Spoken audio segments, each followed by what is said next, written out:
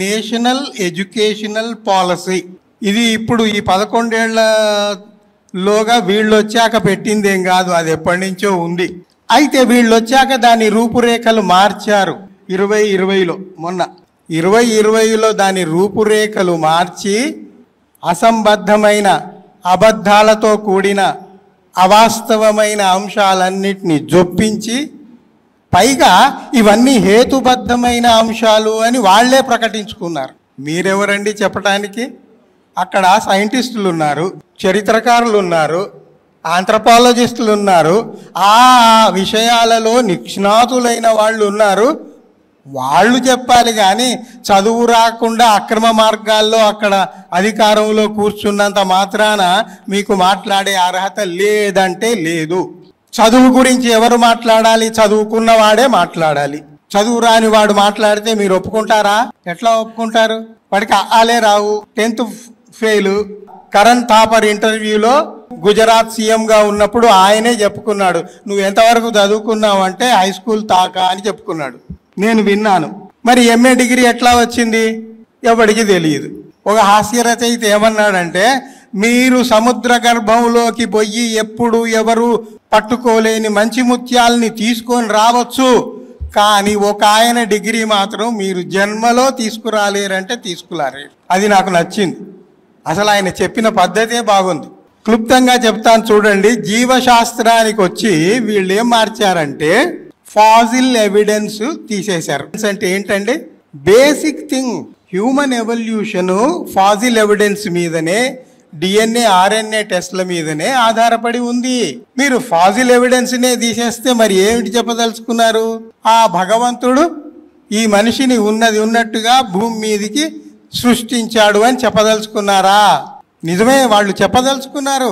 ఎందుకంటే ఈ అగ్రనాయకుడు ఒక ఆయన నాకు నా తల్లితో సంబంధం ఉందని అనుకునేవాడిని, కానీ నేను ఇప్పుడు ఏం భావిస్తున్నానంటే నాకు అట్లాంటి బంధం లేదు, దేవుడే నన్ను ఈ భూమి మీదకి నేరుగా పంపాడు, ఈ దేశానికి సేవ చేయమని పంపాడు అని చెప్పుకున్నాడా లేదా?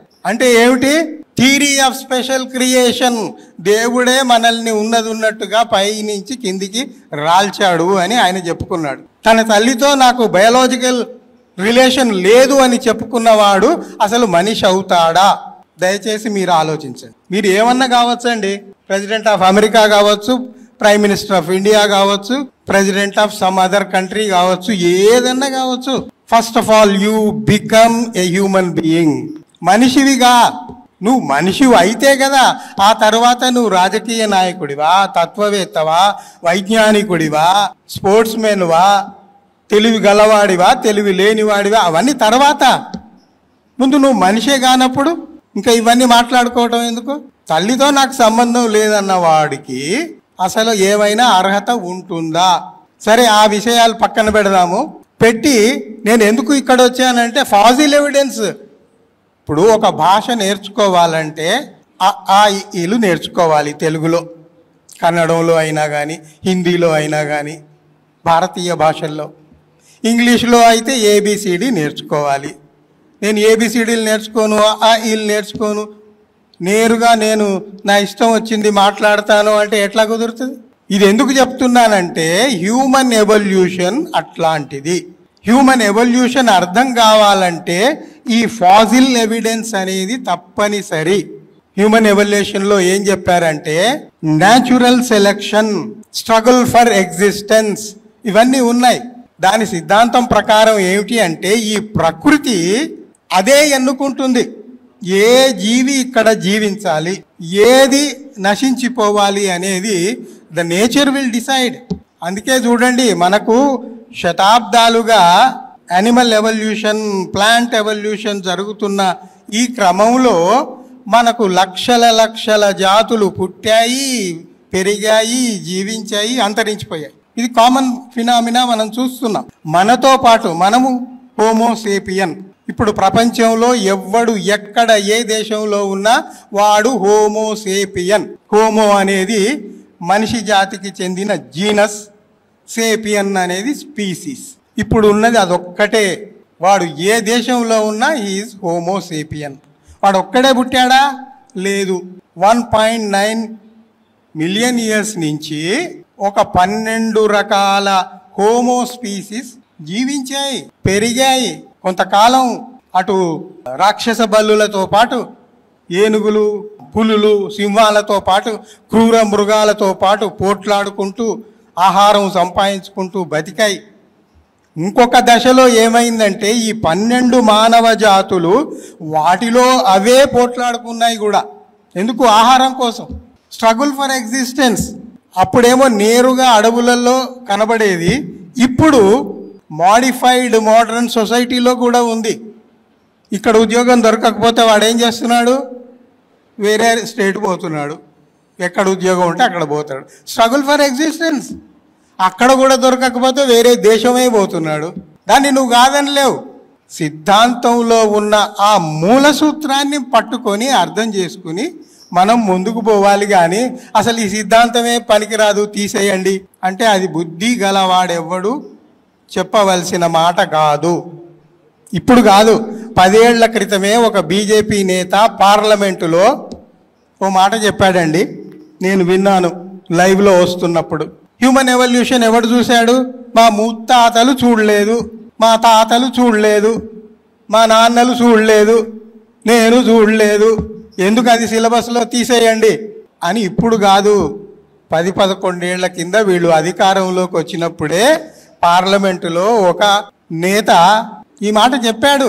చెబితే నాకు అప్పుడే అనిపించింది వీళ్ళు ఏదో చేసేట్టుగా ఉన్నారు అని. ఇప్పుడు చేసే చూపెట్టారు. హ్యూమన్ ఎవల్యూషన్ అనేది 100 ఏళ్లలోనో 100 ఏళ్లలోనో 1000 ఏళ్లలోనో అయ్యేది కాదు. కొన్ని లక్షల సంవత్సరాలలో క్రమక్రమంగా మెల్లమెల్లగా మార్పులు జరుగుతూ అట్లా ఎవాల్వ్ అవుతాయి. పరిణామం అంత మెల్లగా జరుగుతుంది, ఉన్నపళంగా జరగవు. అది ఎవడు ఒక జీవిత కాలంలో ఎవడు చూడలేడు. మరి ఎట్లా చెప్తున్నారంటే సైంటిస్టులు ఎవిడెన్స్ తీసుకొచ్చారు. సింధు నాగరికత తవ్వకాల్లో కానీ ఎక్కడ ఏ తవ్వకాల్లో కానీ అస్థిపంజరాలు ఎక్కడ దొరికితే వాటి తీసి డిఎన్ఏ తీసి అది ఏ కాలముది, ఏ సంవత్సరముది లెక్కలు కడుతున్నారు. బయాలజీలో లెక్కలు ఉంటాయా అని మీరు అడగొద్దు. బయాలజీలో కూడా లెక్కలు ఉంటాయి. దేని లెక్కలు దానికి ఉంటాయి. అది తెలియని వాడికి మనం ఏం చెప్పలేం. తెలుసుకోవాలన్న ఉత్సాహం ఉన్నవాడికి చాలా చెప్పడానికి ఉంది. ఆ రకంగా జీవ పరిణామాన్ని తీసేయడానికి 10 ఏళ్ల నుంచే ప్రణాళికలు సిద్ధమయ్యాయి. అప్పటి నుంచి వాళ్ళు దీన్ని ఎట్లా ఊడబీకుదామా, ఎట్లా తీసేద్దామా అని ప్రయత్నం చేస్తున్నారు. అది బ్లండర్, మిస్టేక్. ఇప్పుడు నువ్వు మనిషిగా పుట్టావు కదా, అసలు మానవ జాతి ఈ ప్రపంచం మీదికి ఎట్లా వచ్చింది, ఏ రకంగా అభివృద్ధి చెందుతూ వచ్చింది అనేది నువ్వు తెలుసుకోకపోతే ఇంకా ఎందుకు నువ్వేం తెలుసుకుంటావు? కల్పిత దేవుళ్లను తలుచుకుంటూ భజనలు చేసుకుంటూ ఉంటావా? ఈ ప్రభుత్వం వారిది ఈ రోజుది కాదండి, 70 ఏళ్లుగా వాళ్ళు తపన పడుతూనే ఉన్నారు.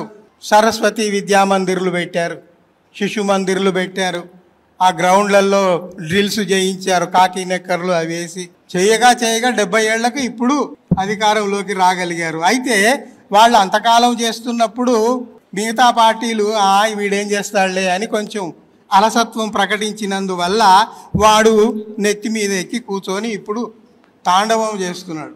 వాడిని అక్కడ ఎక్కడ దెబ్బ కొట్టాలో కొడితే ఇంతవరకు వచ్చేది కాదు. సరే, అది జీవశాస్త్రానికి సంబంధించింది చెప్పాను. ఇంకా ఫిజిక్స్, కెమిస్ట్రీలలో కూడా చాలా ముఖ్యమైన అంశాలు. అసలు మనం ఇదంతా జరుగుతుంది శక్తి కదా, నీటి వనరులు కదా. నీటి వనరుల గురించి పాఠం తీసేస్తారు. శక్తి, ఎనర్జీ ఎట్లా ప్రొడ్యూస్ అవుతుంది అనేది పాఠం తీసేస్తారు. ఇంకా మరి మీరు ఏం చెప్తారు అంటే ఆ పైనుంచి వచ్చే ఆ దైవశక్తి గురించే చెప్తారన్నమాట. ఈ శక్తులు మీకు పనికి రావట్లేదు. సహజ వనరులు ఎట్లా వస్తాయి, వాటిని మనం ఎట్లా ఉపయోగించుకోవాలి అనేది వచ్చే తరాలకు చెప్పాలా వద్దా? బయోడైవర్సిటీ ఇది చాలా చాలా ముఖ్యమైన అంశం అండి. ఏ ఒక్క జాతియో పుట్టి అక్కడే పెరగలేదు. మనతో పాటు వృక్ష జాతులు, మన కంటికి కనబడని చిన్న ఏకకణ జీవులు, వైరస్లు, బ్యాక్టీరియాలు ఎన్నో ఉన్నాయి కదా. అవన్నీ వాటితో పాటు కంటికి కనబడే పెద్ద జీవులు ఉన్నాయి, వృక్షాలు ఉన్నాయి, జంతువులు ఉన్నాయి, మనకంటే పెద్దగైన జంతువులు ఉన్నాయి, ఇవన్నీ ఉన్నాయి. ఇవన్నీ దేంట్లోకి వస్తాయి? బయోడైవర్సిటీ. బయోడైవర్సిటీ అంటే అన్నీ వాటి వాటి స్థలాల్లో అవి ఉండాలి, ఒకదాని మీద ఒకటి ఆధారపడతాయి, అన్నీ కలిసిమెలిసి ఉండాల్సిందే. ఇప్పుడు ఎలకలు ఉన్నాయి, అవి పొలాలలో అవి చేస్తుంటాయి, దానివల్ల కొంత నష్టం ఉంది, కొంత మేలు కూడా ఉంది. మనిషికి మేలు చేసే జంతువులు ఉన్నాయి, కీడు చేసే జంతువులు ఉన్నాయి. పని కట్టుకొని వాటిని నిరోధించే పని చేస్తాం. అయితే అసలు బయోడైవర్సిటీ వద్దు అంటే అసలు వీళ్ళ విధానమే అది కదా, ఒక్క మతమే ఉండాలి, ఒక్క జాతే ఉండాలి అంటే ఎట్లా అవుతుంది? అది కూడా హిందూ మతం ప్రమాదంలో ఉందట. అంటే ఇతర మతాలకు ఏమన్నా Z+ కేటగిరీస్ ఏమన్నా సేఫ్టీ ఏమన్నా ఉందా వాళ్లకు? ఇప్పుడు ఇట్లా విద్వేషపూరితమైన భావనలు రేకెత్తించి సమాజంలో కాదు, సైన్స్లో కూడా బయోడైవర్సిటీ వద్దు అంటే మరి ఏం చదవాలి వాడు? ఇప్పుడు వాడికి ప్రాథమిక అవగాహన ఉండాలా వద్దా? ఎన్ని రకాల జీవులు ఉన్నాయి మన చుట్టూ, మన కంటికి కనబడని జీవరాశులు ఎన్ని ఉన్నాయి వాడికి తెలియాలి కదా. అయితే ఇప్పుడు చేసిన మార్పులన్నీ పరిశీలనగా చూస్తే గ్లోబల్ స్టాండర్డ్స్కు అతి తక్కువగా, అసలు గ్లోబల్ స్టాండర్డ్స్కి ఇవి నిలబడవు. వాటితో పోలిస్తే ఇప్పుడు మార్చిన సిలబస్ అతి నీచంగా, అతి తక్కువగా ఎక్కడో ఉంది. ఎందుకంటే అభూత కల్పనల మీద ఈ సిలబస్ పెడుతున్నారయ్యే. అభూత కల్పనలు అంటే మానవ శక్తి కాదు, దైవశక్తి మీద భరోసా పెట్టండి. కుంభమేళాల గురించి చదువుకోవాలట, పాఠం పెట్టారండి. పవిత్ర కుంభమేళాల గురించి ఒక పాఠం, పవిత్ర తీర్థస్థలాల గురించి ఒక పాఠం. అవి మీరు పాఠాలు పెట్టేది ఎందుకండి? అమ్మమ్మలో తాతమ్మలు ఉంటే వాళ్ళే చెప్తారు కదా, దానికి ఒక పాఠము, దానికి టైం వేస్ట్ ఎందుకు? బుద్ధి జ్ఞానం లేదు అని కాదు, అక్కడ వాళ్ళ టార్గెట్ ఏమిటి? మిగతా మతాలని, మిగతా జాతుల్ని అన్నీ అంతరింపజేయాలి, వాళ్ళు బతకకుండా చేయాలి, దీన్ని హిందూ రాష్ట్రగా చేయాలి, మేము మళ్ళీ పునరుద్ధరిస్తాం. ఒరే నాయన, చరిత్ర చదువుకున్న వాడెవడు ఆ మాట చెప్పాడు? హిందూ రాష్ట్రం అనేది ఇప్పటి వరకు ఎప్పుడు ఎక్కడా లేదంటే లేదు. అశోకుడు ఉన్నప్పుడు ఇది బౌద్ధ దేశం, హిందూ రాష్ట్రం కాదు.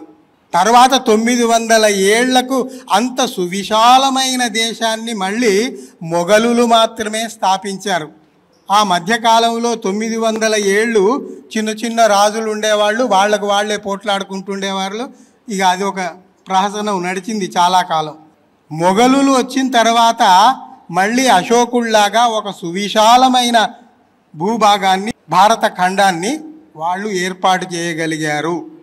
దాన్ని వాళ్ళు హిందుస్థాన్ అన్నారు కానీ హిందూ రాష్ట్రం అనలా. ఆ హిందూ అనే పదమే మతానికి సంబంధించింది కాదు. మీకు చాలామందికి తెలిసే ఉంటుంది, వాళ్ళు అరబ్ నుంచి కొంతమంది వచ్చి సింధు నదిని దాటినప్పుడు వాళ్ళు ఏం చెప్పుకున్నారంటే, మేము సింధు నది దాటి వచ్చామని చెప్పుకోవాలి కదా అవతలికి పోయి. ఆ సింధు అనేది వాళ్ళకు పలకదు, వాళ్ళ భాషలో లేదు. సా బదులు వాళ్ళు హా పలుకుతారు. అందువల్ల సింధు అనే బదులు హిందూ నది అని అన్నారు వాళ్ళు. ఒక జియోగ్రాఫికల్ ఏరియాకు సంబంధించింది మాత్రమే, అది ఒక జాతికి, ఒక మతానికి సంబంధించింది కాదంటే కాదు. దాన్ని వీళ్ళు ఓన్ చేసుకొని ఇది హిందూ మతం, ఇది హిందూ రాష్ట్రం చేస్తామని పిచ్చి మాటలు మాట్లాడుతున్నారు. కొన్ని భాషల్లో కొన్ని పలకవు, అది మీకు కూడా తెలుసు. ఇప్పుడు బెంగాల్లో వీళ్ళు ఉన్నారనుకోండి, వాళ్ళు వా పలకలేరు. నేను అక్కడ ఉన్నన్ని రోజులు, కలకట్టాలో ఉన్నన్ని రోజులు దేబ్రాజ్ సార్ అనే దేవరాజు అనేది వాళ్ళు పలకలేరు, బా పలుకుతారు. ఇక వాళ్ళకి రాదు అని మనం ఒప్పేసుకొని తిరుగుతూ ఉండాలి. అట్లా కొన్ని భాషల్లో కొన్ని సౌలభ్యాలు ఉంటాయి, కొన్ని వాళ్ళకు నోరు తిరగదు, అలవాటు ఉండదు. అట్లా ఆ పారసీ అక్కడి నుంచి అరబీ నుంచి వచ్చిన వాళ్లకు సా బలకక హా బలికి హిందూ అన్నందువల్ల హిందూ నది దాటి వచ్చాము అని చెప్పి, ఈ హిందూ నది అవతలు ఉన్న వాళ్ళంతా వీళ్ళు హిందువులు అని వాళ్ళు అన్నందువల్ల సింధువులు అనలేక హిందువులు అన్నారు. అన్నందువల్ల ఇంత ప్రమాదం వచ్చింది. ఎందుకంటే వాళ్ళు వక్రీకరించి చెప్పటంలో నిష్ణాతులు కదా. అక్కడ ఇంత ఉంటుంది, దానికి చిలువలు పలువలుగా చేసి వాళ్ళ ఇష్టం వచ్చినట్టు కథనాలు అల్లుకొని చెబుతూ ఉంటారు. అందువల్ల మనలాంటి వాళ్ళం ఏం చేయాలంటే, ఈ సభలో లెక్చరర్లు ఉన్నారు, టీచర్లు ఉన్నారు, రిటైర్డ్ టీచర్లు ఉన్నారు, వామపక్షవాదులు ఉన్నారు, మహిళలు ఉన్నారు, దానికి సంబంధించిన ఆర్గనైజేషన్కి సంబంధించిన వాళ్ళు ఉన్నారు కాబట్టి నేను చెప్పేది ఏమిటంటే, మీరు నిజాలని వెంబడించండి, ఆ నిజాలను బయటకు తీసే పనిలోనే ఉంటాను. ఆ విషయం నాకు నచ్చింది, నేను కూడా దాన్ని పట్టుకున్నా. నేను కూడా అంతే, నిజాలను బయట పెడదాం. ఎవడు నమ్మితే వాడు నమ్మని, నమ్మకపోతే వాడి విజ్ఞతకే వదిలేద్దామని వదిలేస్తున్నా. నిజాలు చెప్పటం మాత్రం చెప్పక తప్పదు, కరాఖండిగా చెబుతూనే ఉండాలి. ఇంకా వీళ్ళు ఏం చేశారు, సిలబస్లలో ఢిల్లీ సుల్తాన్ అలావుద్దీన్ ఖిల్జీ లాంటి వాళ్ళంతా పరిపాలించారు. ఆ ఎరా మొత్తం తీసేశారు చరిత్రలో నుంచి. ఆ తర్వాత మొఘలులు వచ్చారు, ఆ మొఘలుల చరిత్ర అంతా తీసేశారు. ఎందుకు? వీళ్ళకు ముస్లింలు అంటే నచ్చదు. వీళ్ళ కుట్ర ఏమిటంటే, మొఘలు ముస్లిం కాబట్టి ఆ ముస్లింలను మీరు ద్వేషించాలి అని చెప్తే అంతవరకు పోని, అది కాదు. అది చూపెట్టి ఇప్పుడు సమాజంలో ఉన్న ముస్లింలందరినీ మీరు ద్వేషించండి. అక్కడ మొఘలుల గురించి కాదు వాళ్ళ ఉద్దేశము, ఇప్పుడు సమాజంలో ఉన్న ముస్లింలను మీరు ద్వేషించండి అని చెప్పటం అన్నమాట. అట్లా ఎట్లా అవుతుందండి? ఇంగిత జ్ఞానం ఉన్నవాడెవ్వడు మొఘలులను ద్వేషించలేడు. ఎందుకు? బ్రిటిష్ వాళ్ళు వచ్చి ఇక్కడ కొంత దోపిడీ చేసి, ఇక్కడ బానిసలుగా భారతీయుల్ని బానిసలు చేసి కొంత అరాచకాలు సృష్టించారు నిజమే, కానీ వాళ్ళు చేసిన మంచి పనులు కూడా మనం మర్చిపోకూడదు. కొన్ని శతాబ్దాలుగా ఉన్న సతీ సహగమనం లాంటి దాన్ని వాళ్ళు రద్దు చేశారా లేదా? కొన్ని లక్షల మంది మహిళలు ఆ భర్త చితుల మీద పడి చచ్చిపోయారా లేదా? మరి అంత అన్యాయాలు జరుగుతుంటే ఎదిరించేవాడు ఒక్కడు లేడే.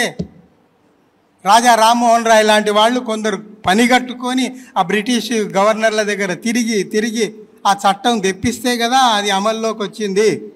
అట్లా ఎవరిని దుర్మార్గుడిగా మీరు లేబుల్ చేయలేరు. కొన్ని చెడ్డ పనులు ఉంటే ఉండొచ్చు, కానీ వాడి మంచి పనులు కూడా మనం స్వీకరించాలి కదా. సరే, బ్రిటిష్ది పక్కన పెట్టండి. మొఘలులు దేశద్రోహులు ఎట్లయ్యారు? వాళ్ళు చెప్తారు సిలబస్ మార్చినప్పుడు, మొఘలులట దేశద్రోహులు, దోపిడీదారులు, తండ్రులను చంపి రాజ్యానికి వచ్చారు. మరి హిందూ రాజులు కూడా వచ్చారు కదా, తండ్రులను అన్నదమ్ముల్ని చంపి రాజ్యాధికారం కోసము వచ్చిన వాళ్ళు హిందూ రాజుల్లో కూడా ఉన్నారు. మీరు చరిత్రలో అశోక ద గ్రేట్, తర్వాత అశోక ద గ్రేట్ అయ్యాడు. మొట్టమొదలు ఆయన చండాశోకుడు, విపరీతమైన కోపం, ఆయన అనుకున్నది కాకపోతే అందరినీ చంపేయటం. ఆ కళింగ యుద్ధం పోతే లక్షల మంది చచ్చారు. ఆ రక్తపాతం చూసి ఆయనలో కొంచెం జాలి దయా కలిగి బౌద్ధిజం వైపు తర్వాత కాలంలో వచ్చాడు. సరే, బౌద్ధాన్ని ప్రపంచవ్యాప్తంగా తీసుకుపోయాడు. ఇక అదంతా మళ్ళీ వేరే విషయం, మీకు తెలిసిందే. నేను చెప్పేది ఏమిటంటే, మరి ఈయన హిందూ రాజే కదా, అశోకుడే కాదు. ఇంకొక ఎగ్జాంపుల్ చెప్తా మీకు. సముద్రగుప్తుడు అని మీరు విన్నారు కదా చరిత్రలో, గుప్తా కాలంలో. సముద్రగుప్తుడు ఏం చేశాడు? తండ్రిని చంపి రాజ్యానికి వచ్చాడు, వీడిని చంపి వీని కొడుకు వచ్చాడు. తర్వాత వాళ్ళకి ఏం పేరు పడ్డదంటే పితృనాశక్ వంశ్, తండ్రిని నాశనం చేసే వంశం వీరిది అని ప్రసిద్ధికి ఎక్కారు.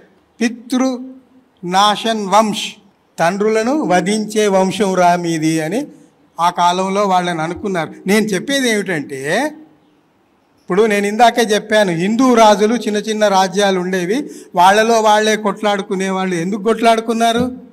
ఏ యుద్ధము కూడా ధర్మ స్థాపన కోసం జరగలేదు. ఏన్షియంట్ ఏజ్ నుంచి ఇప్పుడు మోడర్న్ ఏజ్, ఈవెన్ టుడే. వాడు భగవద్గీతలో ఒకటి రాసుకున్నాడండి, ధర్మ సంస్థాపనార్థాయ సంభవామి యుగే యుగే. ఏ ధర్మం స్థాపించావు నాయన నువ్వు? యుద్ధంతో ధర్మాన్ని న్యాయాన్ని రక్షించిన వాడు ఒక్కడంటే ఒక్కడు లేడు. యుద్ధాలు ఎందుకు జరిగాయి మరి? వాడి రాజ్యకాంక్ష వల్ల జరిగాయి, వాడి వ్యక్తిగత కోరికల వల్ల జరిగాయి, వాడికి దోపిడీ చేయాలని ఉంది కాబట్టి జరిగాయి. అసలు హిందూ రాజుల మీదనే దండెత్తి వాళ్ళ దేవాలయాలు కొల్లగొట్టి, ఆ దేవాలయాల్లో ఉండే బంగారు, ఇప్పట్లాగా బ్యాంకులు గీంకులు లేవు కదా, అప్పుడు విలువగల వస్తువులు దేవాలయాల్లో పెట్టుకునేవాళ్ళు. అందువల్ల దేవాలయాలు కొల్లగొడితే బంగారం, వెండి, ధనం దొరుకుతుందని అందరికీ తెలుసు. హిందూ రాజులే వేరే హిందూ రాజుల్ని కొల్లగొట్టి ఆ ధనం కోసం, సంపద కోసం యుద్ధాలు చేసుకున్నారు. ఏ న్యాయం స్థాపించడానికి ధర్మ సంస్థాపనార్థాయ కానే కాదు కాదు కాదు. మీరు చరిత్రలోకి నిశితంగా దృష్టి సారించి చూడండి. నేను చెప్పేది నిజమా అబద్ధమా తెలుసుకోండి. ఇంకా మహాభారతం, రామాయణం అంటారా, వాటికి సంబంధించిన పాఠాలు మన పిల్లలు చదవాలని సిలబస్లో పెట్టారండి. ఇది ఎంత ప్రమాదం అనేది మీరు దయచేసి ఆలోచించండి. రామాయణము, భారతము కల్పిత కథలు. They are fiction. No Rama was born on this land. Shivaji పుట్టాడు, రాణా ప్రతాప్ పుట్టాడు, అక్బరు ఏలాడు, అశోకుడు పరిపాలించాడు. ఇవి వీళ్ళు చారిత్రక పురుషులు. బుద్ధుడు చారిత్రక పురుషుడు, అవతార పురుషుడు కాదు. మహావీరుడు చారిత్రక పురుషుడు. మన వాళ్ళ గొప్ప తెలివితేటలు ఏమిటంటే పురాణ పురుషుల్ని తెచ్చి చారిత్రక పురుషులు అని ఇక్కడ పడేస్తారు. ఈ చారిత్రక పురుషుల్ని తీసుకుపోయి పురాణాలలో పడేస్తారు. ఎట్లా అంటే శివాజీ నిన్న మొన్నటి వాడు కదా, రీసెంట్ పాస్ట్. శివాజీ కట ఆ కాళికాదేవి వచ్చి ఖడ్గం అందించిందట. అదొక ఫోటో పెట్టి దానికి డప్పగొట్టి ప్రచారం. హిందూ ప్రచారకుడు శివాజీ, ఆయనకు కాళికాదేవి ఖడ్గం ఇచ్చింది. ఎట్లా ఇస్తుందండి? కాళికా ఈజ్ ఫిక్షన్, ఒక కల్పిత పాత్ర. శివాజీ ఇక్కడ పుట్టి పెరిగి రాజ్యం చేసి కొట్లాడి ఇంకొక అబద్ధమైన వాదనను వీళ్ళు జనంలోకి తీసుకుపోతున్నారు. ఏమిటి అంటే శివాజీకి ఔరంగజేబుకు జరిగిన కొట్లాట మతపరమైన కొట్లాటలు కాదు. ఒక రాజుకు మరో రాజుకు సంబంధించి రాజ్యకాంక్షకు, రాజ్య విస్తరణకు సంబంధించిన కొట్లాటలు, యుద్ధాలు మాత్రమే. అందుకు మంచి ఉదాహరణ చెప్తాను. శివాజీ ఆస్థానంలో 40% ఉన్నత అధికారులు అందరూ ముస్లింలు. అక్కడ ఔరంగజేబు ఆస్థానంలో అందరూ ఆ రాజస్థాన్కు సంబంధించిన రాజా జైసింగ్ లాంటి వాళ్ళందరూ అధికారులు. అక్కడ కింగ్ చక్రవర్తి ఏమో ముస్లిం అయినా కూడా పరిపాలనంతా చూసే వాళ్ళందరూ హిందువులు.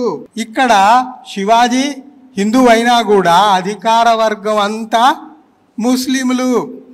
అక్కడ మతపరమైన కొట్లాటలు ఎక్కడున్నాయండి? వీళ్ళు కల్పించి మనల్ని ప్రేరేపించి అబద్ధపు కథలు ప్రచారం చేయటమా కాదా? దయచేసి ఆలోచించండి. మతపరమైన యుద్ధాలు కానే కావు.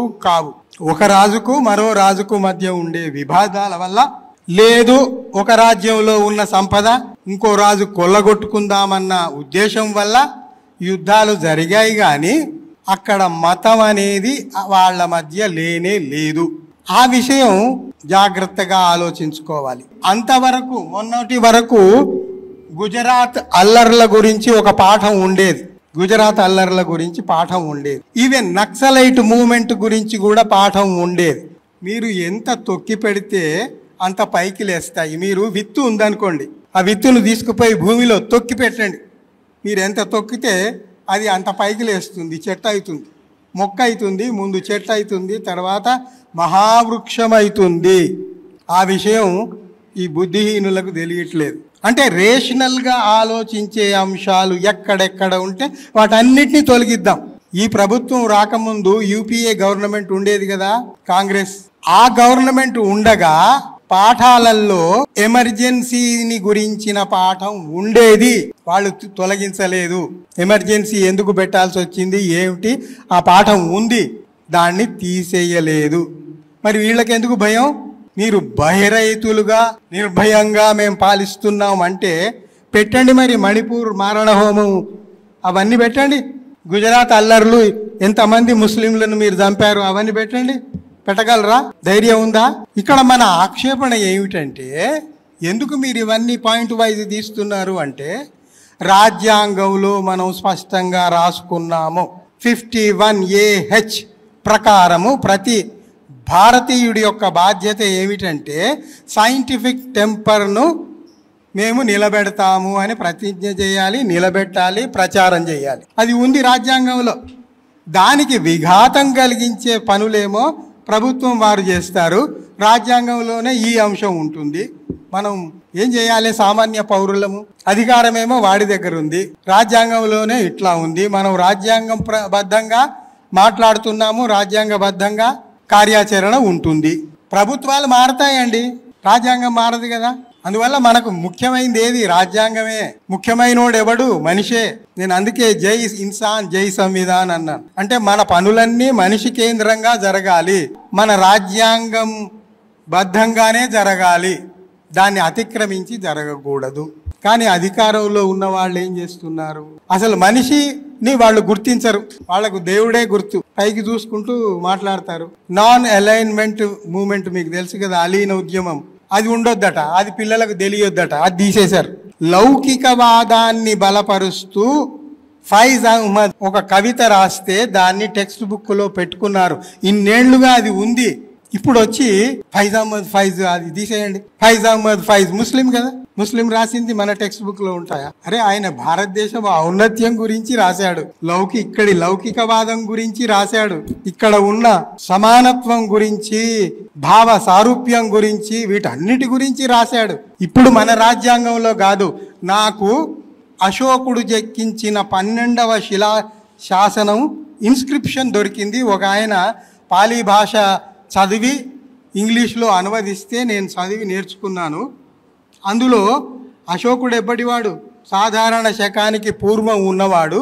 ఆయన అప్పుడే చెప్పాడు, ఈ దేశంలో అన్ని మతాలు అన్ని వర్ధిల్లాలి, సమభావనతో వర్ధిల్లాలి, అందరికి సమాన హక్కులు ఉండాలి అని. ఎప్పటి అశోకుడు, ఎప్పటి శిలాశాసనం? అప్పుడే రాశాడు, అప్పుడే గుర్తించాడు, దానికి విలువనిచ్చారు. ఇన్నేళ్ల తరువాత, ఇంత వైజ్ఞానిక ప్రగతి జరిగిన తరువాత మనల్ని 3000 ఏళ్ల కింది నాటికి తీసుకుపోయే ప్రయత్నాలు చేస్తున్న ఈ ప్రభుత్వపు చర్యల్ని మనము ప్రశంసిద్దామా, నిరసిద్దామా?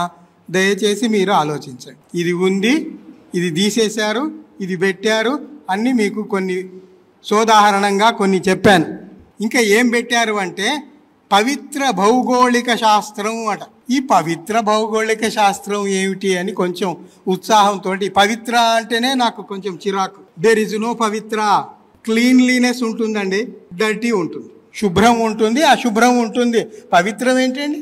What is that nonsense? అవన్నీ ఎట్లా వస్తాయి? దైవశక్తిని నమ్మిన వాడికి పవిత్రం అపవిత్రం వాడి మొహం అవన్నీ వస్తాయి. యు స్పీక్ అబౌట్ క్లీన్లీనెస్, అది మాట్లాడరు. అయితే ఈ పవిత్ర భౌగోళిక శాస్త్రము ఏమిటి వీడు చెప్పాడు అని లోపలికి పోయి చూస్తే ఏముంది అంటే, అందులో హిందూ పిలిగ్రిమేట్ కుంభమేళా గురించి పాఠం, హిందూ తీర్థయాత్రా స్థలాల గురించి పాఠం, హిందూ క్యాలెండర్ గురించి పాఠం, విక్రమ్ సంపత్ అని ఒకటి పెట్టారు. For your kind information, there is no Hindu calendar. మీరు మనం అందరం వాడుతున్నది చైత్రం వైశాఖం అని వాడేది హిందూ క్యాలెండర్ కానే కాదు, అది బౌద్ధ క్యాలెండర్. బౌద్ధంలో చైత్రం అని ఉంది, తెలుసు కదా మీకు, చైత్యాలు అని ఉంటాయి. దాన్ని తెచ్చి వాళ్ళు ఒక మాసంతో మొదలు పెట్టి వాళ్ళు క్యాలెండర్ రాసుకున్నారు. There is no Hindu calendar. అది ఒప్పుకోండి, మరి అది ఒప్పుకోరు. ఇది బౌద్ధ క్యాలెండర్ మేము తీసుకున్నాము అని ఒప్పుకోవచ్చు కదా, అక్కడ వెనక్కి పోతారు. డర్టీయెస్ట్ థింగ్ ఏంటంటే వేద గణితము పాఠం పెట్టారండి. మీకు ఒక్క విషయం నేను స్పష్టంగా చెప్పదలుచుకున్నాను. వేదము అనేది బుద్ధుడు చెప్పిన వేదన నుండి వచ్చింది. వీళ్ళందరికంటే శంకరాచార్య, రామానుజాచార్య, మధ్వాచార్య వీళ్ళందరికంటే ముందు బుద్ధుడు. ఆయన ఏం చెప్పాడు? ఈ లోకంలో దుఃఖం ఉంది, వేదన ఉంది, దాంట్లో నుంచి బయటపడాలి, దానికి మార్గాలు ఉన్నాయని ఆయన చెప్పుకుంటూ వచ్చాడు. ఆ వేదన తీసుకొని వేదం అని వీళ్ళు రాసుకున్నారు. తప్పితే అసలు వేద గణితము లేదు. అది ఏదన్నా ఉంటే అది కుక్డ్ స్టోరీ. ఆ కుక్డ్ స్టోరీస్ అన్ని ఇందులో పెట్టారు. దళిత హక్కుల ఉద్యమం గురించి ఒక పాఠం ఉంటే దాన్ని వీళ్ళు తొలగించారు. దళిత ఉద్యమ హక్కుల గురించి పాఠం ఉంటే మీకేమిటి బాధ? మన కళ్ళ ముందే చూస్తున్నాం కదా. ఏపీలో మొన్ననే దళితుల్ని రోడ్డు మీద వేసి ఎట్లా కొట్టారు, ఏం జరుగుతున్నాయి.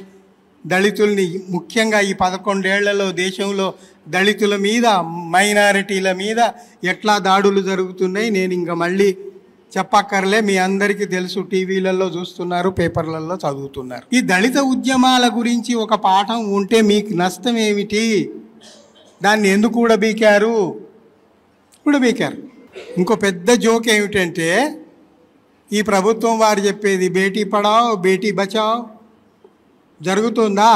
దేశవ్యాప్తంగా ఎందుకు మహిళలు అధ్వాన్నంగా నొక్కేయబడుతున్నారు? ఎంత హీనంగా ట్రీట్ చేయబడుతున్నారు? అసలు మానవ హక్కులు కూడా లేకుండా ఎందుకు అట్లా చేస్తున్నారు? మీరు ఆశ్చర్యపోతారు.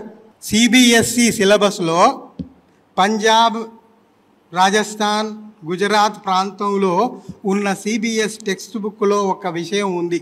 ఈ నిరుద్యోగ సమస్యకు ప్రధాన కారణం మహిళలు.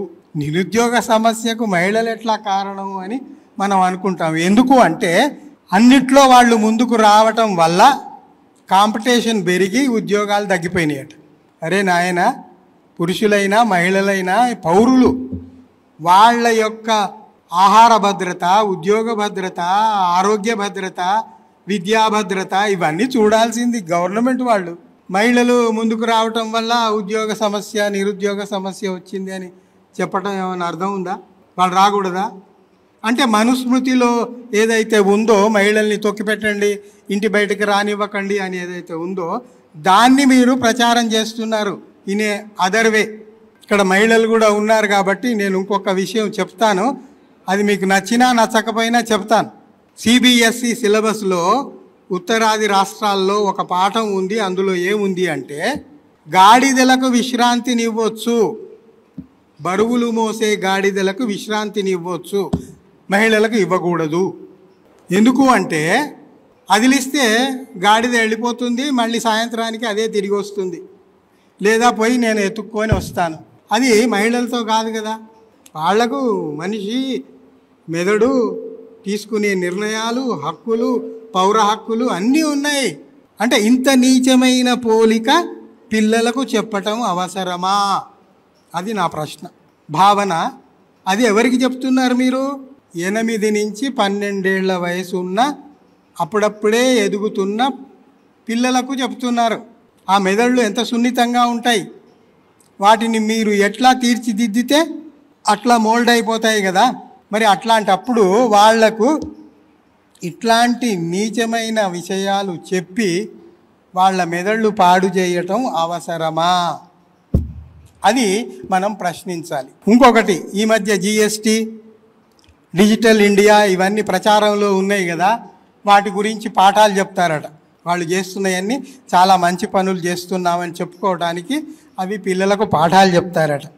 బిఏ హిస్టరీలో ఏంటి, వేద సంప్రదాయాలను నొక్కి చెప్పే కల్పిత చరిత్ర మొత్తం అందులో పెట్టారు. వాస్తవ చరిత్రను తొలగిస్తూ ఈ కల్పిత కథలతో కూడిన చరిత్రను బిఏ హిస్టరీలో పెట్టారండి. ఇంకొక ప్రమాదకరమైన విషయం ఏమిటి అంటే, మహాత్మా గాంధీని రిప్లేస్ చేసి వీర్ సావర్కర్ను తీసుకురావాలని వాళ్ళ తాపత్రయం. ఇప్పుడు గాడ్సే చంపాడు. నా పాయింట్ ఏమిటంటే, గాంధీజీ ఆలోచనలతో మీకు భేదాభిప్రాయాలు ఉన్నాయి, మీరు అవి వ్యక్తపరచుకోండి, అంతవరకే. కానీ ఆయనను చంపే హక్కు మీకు ఎవడిచ్చాడు? You can express yourself. కానీ ఆయనను చంపేసి నోరు మూయించి చరిత్రను మా ఇష్టం ఉన్నట్టు రాస్తాము. వీర్ సావర్కర్ ఎవడు? బ్రిటిష్ అధికారుల కాళ్ళ మీద పడి వాళ్ళ బూట్లు నాకి క్షమాపణలు కోరి 10 సార్లు అయ్యా నేను ఈ ఉద్యమాలలో రాను, స్వాతంత్రోద్యమంలో పాల్గొనను, అంతేకాదు స్వాతంత్రోద్యమంలో పాల్గొనే ఈ భారతీయ యువతను వెనక్కి తిప్పుకపోతాను అని రాసిచ్చిన వాడు వీర్ సావర్కర్. ఇంకొక విషయం మీరు అందరు గుర్తుపెట్టుకోవాలి, నేను కావాలనే చెప్తున్నాను, అతన్ని వీర్ అని అనకండి. వీర్ అనేది ఎవ్వడూ ఆయనకు బహూకరించలేదు. ఆయన పేరు ముందు జోడించుకొని ప్రచారం చేసుకున్నాడు. ఎందుకంటే ఇది వాళ్ళకు అలవాటు, ఆర్ఎస్ఎస్ బీజేపీ వాళ్లకు చాలా అలవాటు. విశ్వగురు అని ప్రచారం చేసుకుంటారు వాళ్ళకు వాళ్ళే. విశ్వగురు ఎవడు నీకు బిరుదు ఇచ్చాడు? ఎవడని ఇచ్చాడా?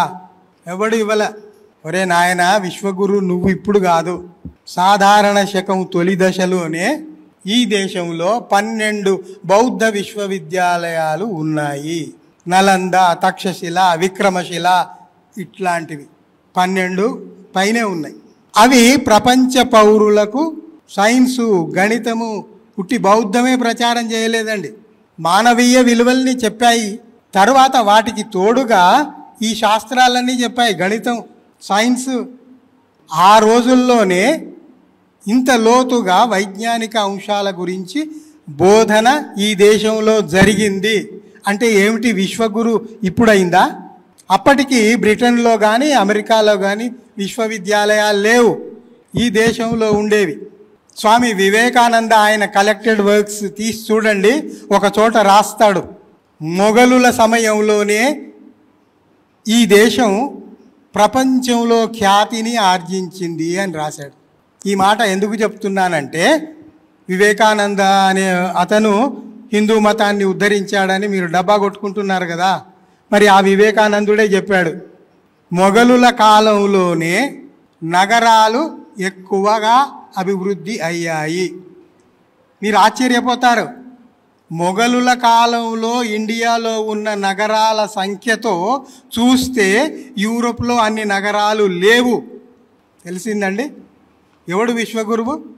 ఇంతమంది ఫ్రెంచ్, డచ్, ఎంతోమంది ఇతర దేశాల నుంచి వ్యాపారస్తులు ఈ దేశానికి ఎందుకు వచ్చారంటారు? వ్యాపారం గురించి వచ్చారు. ఇక్కడ ఏం దొరికేది? మొఘలులు ఏం చేశారు? పత్తి పంటను ప్రోత్సహించారు. పత్తి పంటను ప్రోత్సహించటం వల్ల ఏమైంది? బట్టల ఉత్పత్తి పెరిగింది. మామూలు బట్టలు కాదు, ముఖ్మల్ బట్టలు. మఖ్మల్ మీరు వింటారు కదా, చాలా ఖరీదైన బట్టలు. ఆ రోజుల్లో మొఘల్ టైంలో మఖ్మల్ అంటే విశ్వఖ్యాతిగాంచిన ట్రేడ్ అది. ఆ మఖ్మల్ కోసము ప్రపంచ దేశాల వాళ్ళందరూ ఓడల మీద పడి ఈ దేశానికి వచ్చేవాళ్ళు, ట్రేడ్ జరిగేది. అంటే ఏమిటి? మొఘలులు దోచుకొని పోయారా, లేకుంటే ఈ దేశాన్ని అభివృద్ధి చేశారా? బ్రిటిష్ వాళ్ళు దోచుకుపోయారంటే నేను ఒప్పుకుంటా. ఎందుకంటే మన ప్రాంతంలో దొరికిన కోహినూరు వజ్రాన్ని తీసుకుపోయి విక్టోరియా రాణి కిరీటంలో పెట్టుకున్నారు, మీ అందరికీ తెలిసిన విషయమే. మొఘలులు ఇక్కడి నుంచి దోసుకొని పోయి ఎక్కడ పెట్టుకున్నారు, ఏం చేసుకున్నారు? తీయండి. వాళ్ళు బయట నుంచి బాబర్ కాలంలో 1515లోనో ఆ టైంలో వచ్చాడు, ఎస్టాబ్లిష్ అయ్యాడు. ఆయన తర్వాత 20 మంది మొఘల్ రాజులు, చక్రవర్తులు పుట్టారు. ఇక్కడే పుట్టారు, ఇక్కడే పెరిగారు, ఇక్కడే చచ్చారు. భారతీయులుగా వాళ్ళను వాళ్ళు గుర్తించుకున్నారు, విదేశీయులుగా వాళ్ళు ఎప్పుడూ ప్రవర్తించలేదు. ఇంకొక అద్భుతమైన విషయం మీకు చెప్తాను. ఈ 20 మందిలో ఒక 10 మంది మొఘల్ చక్రవర్తులు ఆ రాజస్థాన్లో ఉన్న రాజస్థానీ రాజులతోటి వైవాహిక సంబంధాలు నెలకొల్పుకున్నారు. మీకు తెలుసు, జోధా, అక్బర్, మొఘల్ రాజులు, చక్రవర్తులందరూ రాజస్థాన్ నుంచి రాణులను చేసుకున్నారు. ఇక్కడ అర్థం చేసుకోవాలి ఏమిటి అంటే, మొఘల్ చక్రవర్తులకు తల్లులు కానీ, నేరుగా తల్లులు కానీ, పెద్దమ్మలు, చిన్నమ్మలుగా కానీ ఉన్నదంతా ఎవరండి? రాజస్థాన్ హిందూ మహిళలు. వాళ్ళు మత మార్పిళ్ళు చేశారా? మతాల్ని కలుపుకుంటూ పోయారా? కొంచెం కామన్ సెన్స్తో ఆలోచిస్తే తెలుస్తుంది. వాళ్ళు ఎప్పుడు విద్వేషాలు రెచ్చగొట్టలేదే. మీకు ఒక అద్భుతమైన విషయం ఒకటి చెప్తే కంక్లూడ్ చేస్తాను. అక్బర్ టైంలో ఆయనకు చదువు రాదు, కానీ భారతం, భాగవతం, రామాయణం అన్నిటినీ ఆయన ఫార్సీలోకి, ఉర్దూలోకి ట్రాన్స్లేట్ చేయించుకొని అది బాగా తెలిసిన వాళ్ళ పండితుల్ని కూర్చోబెట్టుకొని చదివించుకొని వాటి అర్థాలు తెలుసుకుని, ఎందుకు అంటే ఇక్కడ జనాభా ఎక్కువ హిందువులు కాబట్టి వాళ్ళ భావనలు ఏమున్నాయో నేను తెలుసుకోవాలి, వాళ్ళ అవసరాలు ఏమున్నాయో నేను తెలుసుకోవాలి, అందుకు తగినట్టుగా నేను పరిపాలన అందించాలి అని ఆయన ఉద్దేశం. అవన్నీ చేసిన తర్వాత ఆయన ఒక పని చేశాడు. ప్రపంచంలో ఎక్కడ ఎవరు చేయని ఒక పని అండి, ఏ చక్రవర్తి చేయలేదు. ఏం చేశాడంటే, ఈ నాణ్యాలు ఉంటాయి కదా, రోజు వాడుకునే నాణ్యాలు, రూపాయి బిళ్ళలు, 5 రూపాయల బిళ్ళలు, 10 రూపాయల బిళ్ళలు, ఇట్లాంటి నాణ్యాల మీద, ఆనాటి మొఘల్ నాణ్యాల మీద సీతారాముల చిత్రాల్ని ముద్రింపించాడు. ఇక్కడ హిందువులు ఎక్కువ, వాళ్ళ ఆరాధ్య దైవం వీళ్ళు, వాళ్ళకి ఇష్టమైన వాళ్ళను ముద్రింపిస్తే వాళ్లకు సంతోషపరచవచ్చు కదా అన్న ఉద్దేశమే. మళ్ళీ ఇటువైపు వచ్చి హేతువాదులుగా మనం మాట్లాడితే అది వేరే ఉంటుంది. ఈ దేవుడేంటి, రాముడేంటి, సీత ఏంటి, ఇదంతా నాన్ సెన్స్ అంటాము, అది వేరే విషయం, అది అట్లా పెట్టండి. అప్పుడు ఆయన పరిస్థితులకు అనుగుణంగా ఈ జనబాహుళ్యాన్ని మంచి చేసుకోవటానికి, తనను వాళ్లలో కలుపుకోవటానికి, తను వాళ్లలో ఒక్కడైపోవటానికి కొన్ని ప్రయత్నాలు చేశాడు.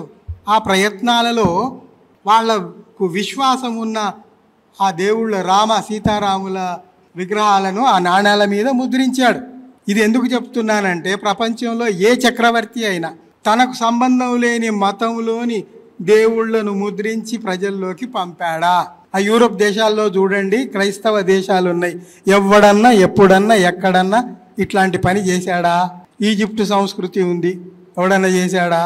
అమెరికాలో రెడ్ ఇండియన్స్ వీళ్ళంతా ఉన్నారు, ఎవడైనా చేశాడా? బ్రిటన్లో ఉన్నారు, ఎవడన్నా చేశాడా? ఎవడు చేయలేదు. ఏం చేస్తారు?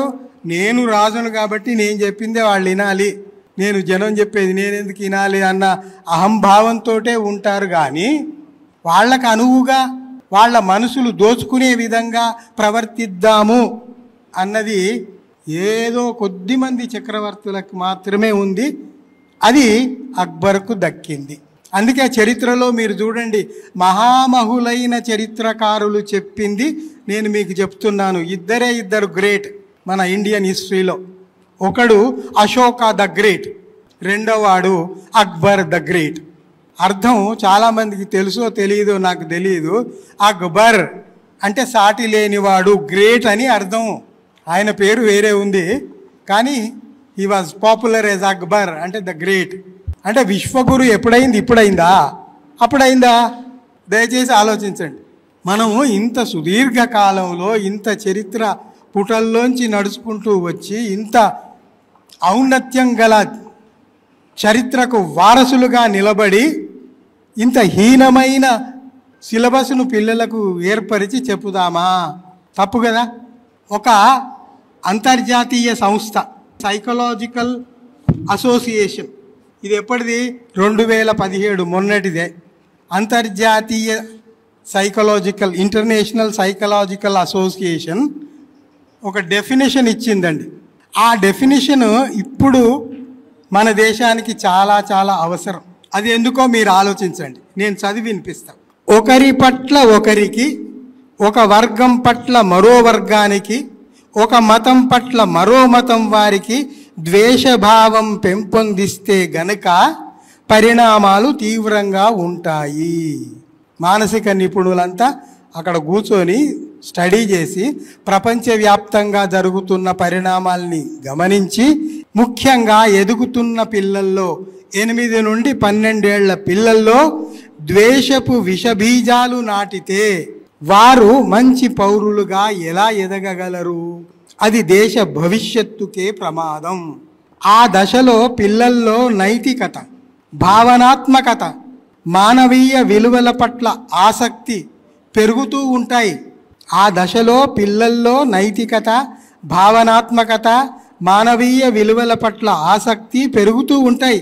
ఆ సున్నితమైన ముఖ్యమైన దశలో వారిని వాటికి దూరం చేయటం, హింస, ద్వేషం, కుట్రలు, కుతంత్రాలు, అబద్ధాలు నేర్పించినప్పుడు వారు ఎదిగి సత్యశీలురుగా, క్రమశిక్షణ గలవారుగా, నైతిక ప్రవర్తన గలవారిగా ఎలా కాగలరు అని సైకలాజికల్ అసోసియేషన్ ప్రశ్నించింది.